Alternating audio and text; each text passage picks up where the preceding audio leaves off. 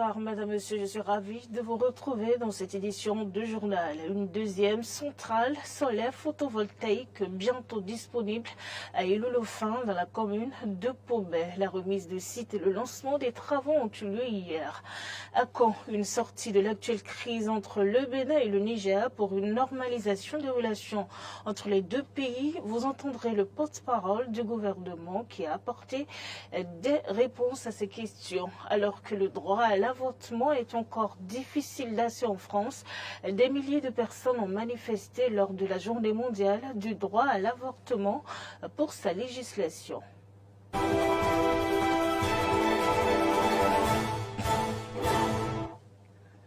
Le secrétaire d'État à l'énergie a procédé hier à la remise de sites et au lancement des travaux de construction de la deuxième centrale solaire photovoltaïque d'Illoulofin dans la commune de Pobet. Cette infrastructure va permettre au Bénin d'accroître sa capacité de production énergétique. On retrouve Clémence Tournocoin pour le compte rendu. Le gouvernement poursuit ainsi sa marche vers la décarbonation de l'énergie électrique consommée au Bénin. À travers la construction de cette deuxième centrale solaire photovoltaïque de 25 MW complémentaires, c'est la capacité de production énergétique nationale qui se trouve augmentée. Le maire de Pobet se réjouit du fait que sa commune soit une source d'énergie renouvelable, contribuant ainsi au développement économique du Bénin. Nous sommes honorés d'être une source de lumière pour le Bénin et la sous-région. À l'occasion, le directeur général de la Société béninoise de production d'électricité SBPE a réitéré son engagement à assurer la mission qui lui est confiée depuis 2020, celle de relever le défi de la disponibilité d'électricité de façon fiable, moins coûteuse et respectueuse de l'environnement. La SBPE, pour atteindre ses objectifs, s'emploie à développer une stratégie d'accroissement de ses capacités de production dans le respect des enjeux climatiques, notamment celle de réduire considérablement l'intensité carbone de l'électricité distribuée au Bénin pour garantir à l'avenir et aux nouvelles générations un bien-être dans un environnement éco-citoyen assez responsable. Avec l'assurance d'avoir l'appui des populations et des autorités à divers niveaux, nous voudrions en ce moment prendre l'engagement du respect des délais et de la qualité de l'infrastructure qui sera délivrée dans une quinzaine de mois. Profitant de la présence du secrétaire d'État à l'énergie, le préfet du plateau a formulé des doléances. Je voudrais formuler le vœu de voir véritablement démarrer les différents projets importants d'extension du courant électrique dans le reste de nos localités et précisément dans le chef-lieu du département. En procédant à la remise officielle du site et au lancement des travaux, le secrétaire d'État à l'énergie, Édouard Dahomey, a rappelé l'engagement du gouvernement à se doter d'une plus grande indépendance énergétique. Il parle des exigences auxquelles vont répondre les travaux. La qualité des ouvrages, le respect du délai et le contenu local. D'un coût global de 19 milliards 22 millions 753 000 francs CFA, le projet est financé et soutenu par le gouvernement japonais. La crise au Niger a jeté un coup de froid sur les relations existantes entre le Niger et le Bénin. À quand une sortie de crise pour une normalisation des relations entre les deux pays? Le porte-parole du gouvernement, Wilfried Léandre Rongwedji, a apporté des clarifications à cette préoccupation des Béninois au terme du compte rendu du Conseil des ministres de ce mardi. Regardez. À titre individuel, le Bénin a toujours eu des relations particulièrement chaleureuse avec le peuple frère du Niger. Il n'y avait aucune ombre sur le tableau des relations bilatérales entre le Bénin et le Niger. Et puis, vous pouvez, en circulant, voir le nombre de ressortissants nigériens qui vivent au Bénin dans la paix et dans la quiétude, comme de l'autre côté, vous pouvez voir aussi nos compatriotes qui sont établis dans ce pays pour apprécier la qualité des relations entre le Bénin et le Niger. Il se fait que cette actualité que vous évoquez, que nous vivons tous, est davantage une actualité communautaire plutôt que bilatérale. Et le Bénin, qui entend assumer sa position sur la scène régionale, continentale et internationale, doit se comporter aussi en tant que tel, un État responsable. Ce qui fait que, oui, la situation perdure depuis 2 mois, mais nous n'avons pas perdu espoir quant à sa résolution.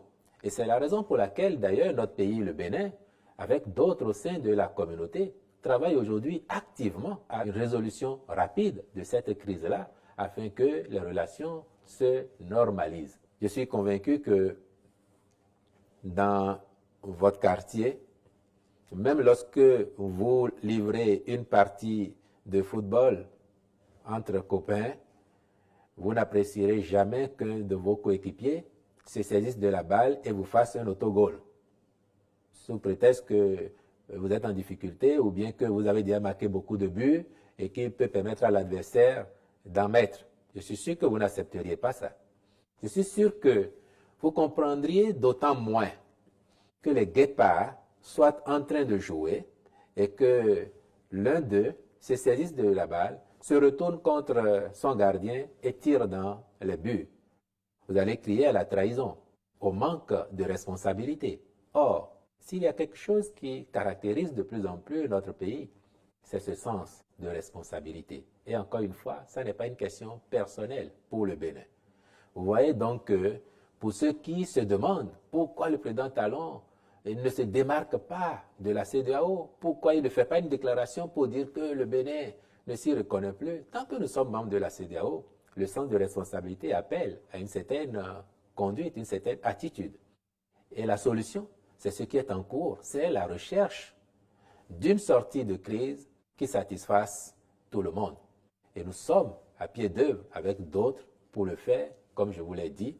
Et si demain, pour vous convaincre définitivement de ce que ça n'est pas une question bilatérale, si demain, dans 24 heures, dans 1 semaine, dans 2 semaines, dans 5 jours, la CEDEAO arrive à trouver une solution avec le Niger, soyez rassurés que les instants d'après, tout ce qui doit être fait par le Bénin sera fait. Et à partir de ce moment-là, nous avons bon espoir que les relations reviendront au beau fixe comme elles l'avaient toujours été avant cette situation déplorable.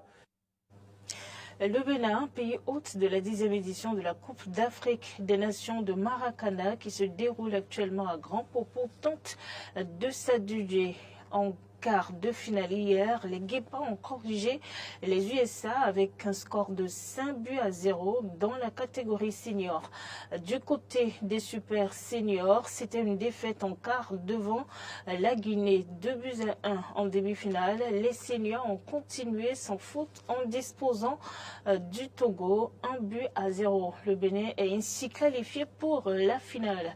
Les Guépards affronteront la Côte d'Ivoire qui, elle, est doublement représentée dans les 2 finales de la compétition. Et puis on retrouve les informations en dehors du Bénin. Au Niger, la junte est en colère après les propos polémiques sur le pays de Vincent Crouzet, un ex-agent secret français, autant pour moi. Notre ambassadeur et notre contingent n'étant plus otages au Niger, en quelque sorte, dans cette position de Fort Alamo, nous aurons peut-être plus de latitude pour monter des opérations de déstabilisation, cette fois-ci plus clandestines. Ces mots ont suscité la colère du régime militaire issu du coup d'État au Niger. Les propos de l'ex-agent des services de renseignement français ont été perçus comme une atteinte à la souveraineté et à la sécurité du pays. En outre, le régime militaire a considéré la déclaration de Vincent Crouzet comme une menace pour la stabilité du pays. Le gouvernement de la République du Niger et le Conseil national pour la sauvegarde de la patrie dénoncent avec force les déclarations abjectes tenues le 25 septembre 2023 sur la chaîne de télévision française LCI par un ex-agent des services de renseignement français évoquant des opérations de déstabilisation clandestine au Niger. De telles menaces voilées à l'encontre de la souveraineté et de la sécurité de notre pays sont intolérables. Le Niger ne saura accepter ces plans machiavéliques visant à attenter à la stabilité de la nation. À l'occasion de la journée mondiale du droit à l'avortement, le 28 septembre dernier, de milliers de Français sont descendus dans les rues. Ils demandent d'inscrire la liberté d'avortement dans la Constitution française alors que l'avortement est souvent difficile d'accès dans le pays. Le 28 septembre, on célèbre la journée mondiale du droit à l'avortement. À Paris, des centaines de personnes ont manifesté à cette occasion. Les manifestants ont réclamé l'inscription du droit à l'avortement dans la Constitution. Ceci avait été promis par Emmanuel Macron début mars, mais n'a toujours pas été acté. Emmanuel Macron a annoncé que dans une réforme de la Constitution, il allait constitutionnaliser l'avortement, mais ça fait des mois et nous on attend toujours que ça se passe. Donc on continue de le dire, il faut constitutionnaliser l'avortement, c'est hyper important et ça protège un droit qui est fondamental pour les femmes. Actuellement, le droit à l'avortement est reconnu dans une loi ordinaire, mais ne figure pas encore dans la Constitution. Selon les défenseurs de la réforme, l'inscription du droit dans la Constitution compliquerait toute tentative du législateur de supprimer ce droit et d'y porter gravement atteinte. Emmanuel Macron avait annoncé en mars la présentation du projet de réforme dans les prochains mois et avait déclaré vouloir assurer l'irréversibilité de ce droit.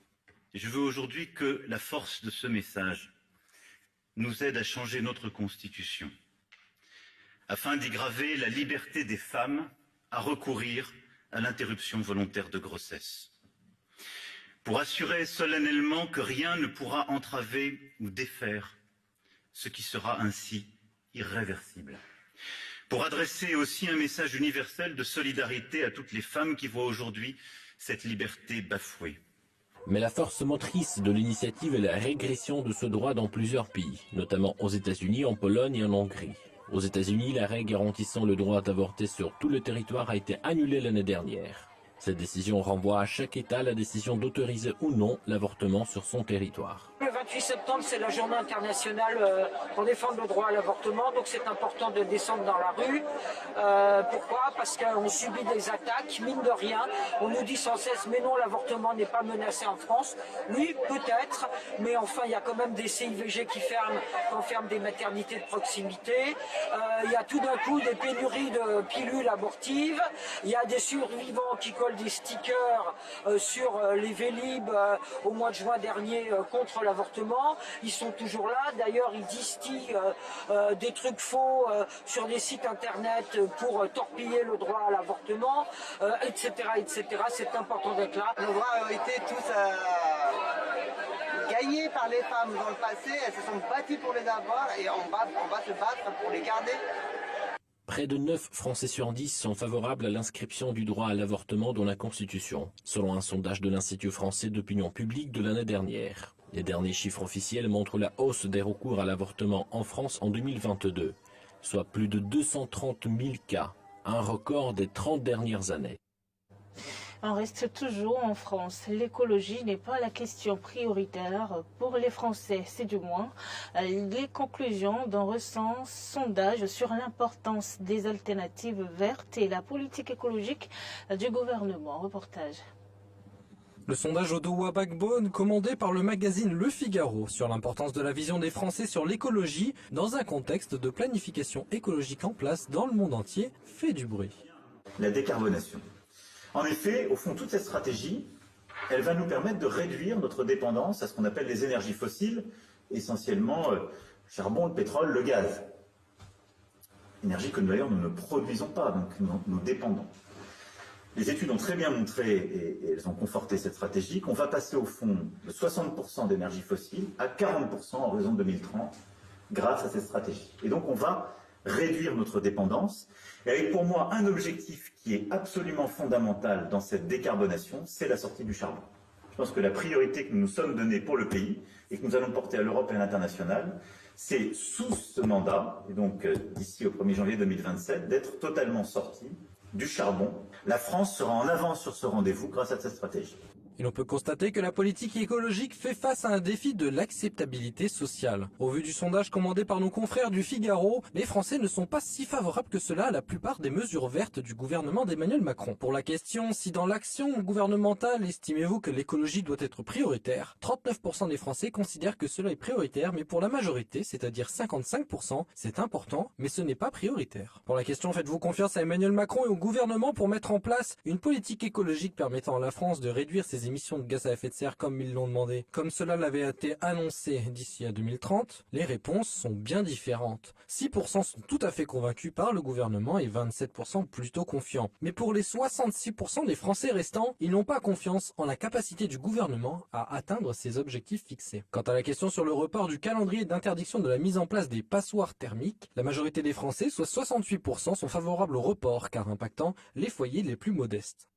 La plupart des propriétaires concernés par cette mesure ont des moyens assez faibles et sont absolument incapables de rénover sans aide massive. Il y a de moins en moins de permis de construire. On réduit les zones éligibles avec le zéro artificialisation nette dont les prix augmentent. Qui en souffrent? Les classes populaires et les jeunes. Et concernant le report du calendrier de la fin des ventes de voitures thermiques neuves à partir de 2035, le résultat est mitigé. 50% des Français sont favorables et l'autre moitié y est opposée. Cela vient majoritairement du fait que les voitures électriques sont plus chères et moins pratiques pour bon nombre de citoyens. Certains sont obligés de prendre la bagnole parce qu'il y a moins de transport. Ce sont les mêmes que l'on montre du doigt parce qu'ils seraient responsables de tous les maux de la Terre. Ceux-là, si on leur dit « vous passez à la voiture électrique, point barre », ils n'auront pas les moyens financiers de le faire. Nous pouvons en conclure que le combat du gouvernement français pour atteindre son objectif écologique devra faire face à la majorité des Français qui considèrent que l'écologie est important, mais que les problèmes économiques auxquels ils font face le sont bien plus. L'inflation alimentaire et de l'énergie que connaît la France depuis 2022 va mettre à mal la politique écologique de l'exécutif. C'est la fin de ce journal. Merci Madame, Monsieur de nous avoir suivis de bout en bout. Retrouvez-nous sur l'ensemble de nos plateformes digitales, Facebook, YouTube avec l'identifiant Béné Eden TV. D'ici là, portez-vous bien. Bon week-end à chacun et à tous.